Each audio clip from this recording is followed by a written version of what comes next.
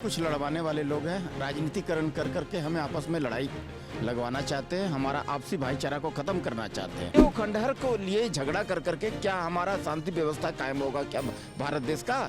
आप देखिए कि वो खंडहर में अगर वो मान लीजिए अगर वो नमाज भी पढ़ लेते हैं तो जन्नत का कोई व्यवस्था नहीं है वहाँ। अल बराक को कोई फरिश्ता है और उनके पास जो है आकर के उस पर बैठ करके वो जो है जन्नत जाए, तो वो व्यवस्था करना। ये खंडहर के लिए लड़ाई करके क्या मिलेगा मेरे भाई? जो मजार में अगर लेटा हुआ है तो उससे आप क्या मांगोगे? ऐसे करके बोलते हो तो हमें समझाते हैं कि कभी भी तुमको जाना भी होगा तो जो है आप डायरेक्ट अल्लाह से मांगो जो मांगना है। काशी मथुरा के बारे में झगड़ा करेंगे, मथुरा के लिए झगड़ा करेंगे, ये सबसे नहीं मिलने वाला जन्नत मेरे भाई। जन्नत का आपको व्यवस्था करना है तो आपको इमाम हुसैन साहब के पास जाना पड़ेगा। इमाम हुसैन साहब का जो है आपको दरगाह मिल जाएगा, वहाँ आप जब तक नहीं जाइएगा आपको जन्नत का व्यवस्था नहीं होगा। 6 दिसंबर का आज ये दिन है। आज ही वही दिन है जिस दिन बाबरी मस्जिद को हटाया गया था, यानी वो विवादित ढांचा जो अयोध्या की भूमि पर, राम जन्मभूमि पर था, उसको हटाया गया था और वहाँ पर राम मंदिर की नींव रखी गई थी। आज 2025 के दिन जब भव्य राम मंदिर पूरी तरीके से बनकर तैयार है, जो विजय पताका है वो कहीं ना कहीं लहराती हुई नज़र आती है। प्रधानमंत्री मोदी ने जिस तरीके से भी कुछ दिन पहले ही उस झंडे को वहाँ लहराने का काम किया था, जिस पर राजनीति भी बहुत ज़्यादा हुई थी। पर सवाल ये है कि इतने समय बाद भी जब एक आवाज़ पश्चिम बंगाल की धरती से आती है कि हम बाबरी मस्जिद दोबारा से तामील करेंगे, तो कहीं ना कहीं सवाल उठता है कि बाबर औरंगज़ेब की मानसिकता के लोग क्या भारत में अभी भी काबिल हैं, और क्या इस मानसिकता से भारत को खतरा है? क्योंकि जब तक हम देश के अंदर, जैसा कि ढाई फ्रंट युद्ध की बात की जाती है, देश के अंदर के गद्दारों से जब तक नहीं निपट पाएंगे तो क्या पाकिस्तान, क्या चाइना और क्या कोई और देश, जब देश को देश के लोगों से खतरा हो जाए? कैसे देखते हैं आप ये बाबर औरंगज़ेब की बात जो करते हैं, उनकी मस्जिदों की बात करते हैं, राम मंदिर को ध्वस्त करने की बात करते हैं, किस तरीके से देखते हैं?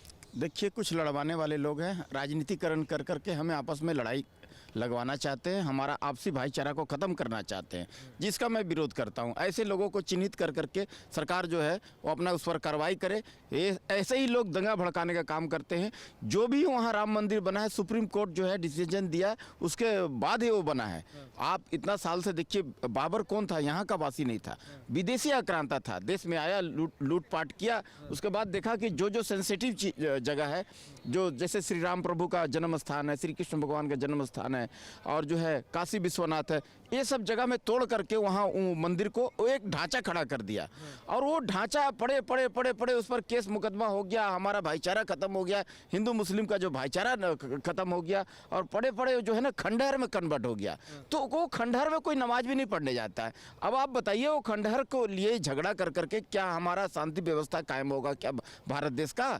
आप देखिए कि वो खंडहर में अगर वो मान लीजिए अगर वो नमाज भी पढ़ लेते हैं तो जन्नत का कोई व्यवस्था नहीं है वहाँ। जन्नत का व्यवस्था कहाँ मिलेगा भाई?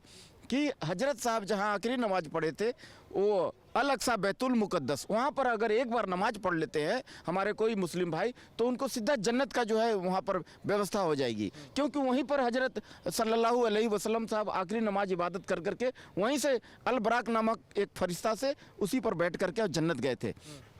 तो वो व्यवस्था करना चाहिए हमारे मुसलमान भाइयों को कि अल बराक को कोई फरिश्ता है और उनके पास जो है आकर के उस पर बैठ करके वो जो है जन्नत जाए, तो वो व्यवस्था करना। ये खंडहर के लिए लड़ाई करके क्या मिलेगा मेरे भाई? पर क्या लगता है कि आपने जैसा मोहम्मद साहब का जिक्र किया, उनकी इबादत करना बहुत ही सही बात है। अगर मुस्लिम समाज उनकी इबादत करता है तो बहुत ही सराहनीय कार्य है। पर बाबर की आराधना करना, औरंगज़ेब की आराधना करना, मुगलों की आराधना करना, क्या लगता है मुसलमान वाकई में इस्लाम को फॉलो कर रहा है या उन आक्रांताओं के दिए गए उस विचारधारा को फॉलो कर रहा है जो बहुत पहले समय भारत से गायब हो चुके हैं? देखिए सर, हमारा बहुत सारे मित्र हैं, वो ये सब नहीं करते, डायरेक्ट अल्लाह का इबादत करते हैं।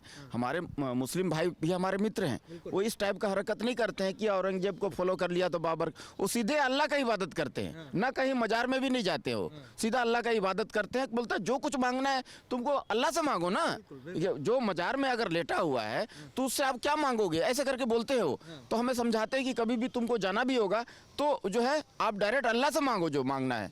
हाँ, तो ये कहने का मतलब ये है कि आप जो है ये सब आप विदेशी आक्रांता को आप फॉलो कर रहे हो, एक कट्टरता को जो है दर्शाता है, ये हमारे भाईचारा को खत्म करता है।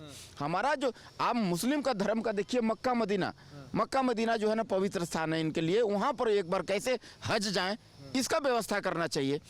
और आप अगर वहाँ हज भी चले जाएंगे तो आपको जो है मतलब जन्नत आप नहीं जाएंगे। जन्नत का जाने का जो व्यवस्था जो है ना, आपको उसके लिए आपको फिर वहाँ जाना पड़ेगा। आपको ये जो क्या बोलते हैं हुसैन साहब का ये करना पड़ेगा आपको, उनका जाकर के उनके पास जाके रोना पड़ेगा। हुसैन साहब जो यहाँ क्या बगदाद में जाकर के हुसैन साहब के पास में आपको मोहम्मद हुसैन साहब है उनका नाम, उनके पास जाकर के आपको इबादत करना पड़ेगा। उनको जाकर के अपना, उनको देखिए दुनिया वाला एक चुल्लू पानी भी नहीं दिया था। तो ये जान लीजिए कि उनको इतना तकलीफ हुआ था, उनको शहीद हो गए थे वो, तो उनको पास जाकर के रोना पड़ेगा, क्योंकि वही जन्नत का सरदार है।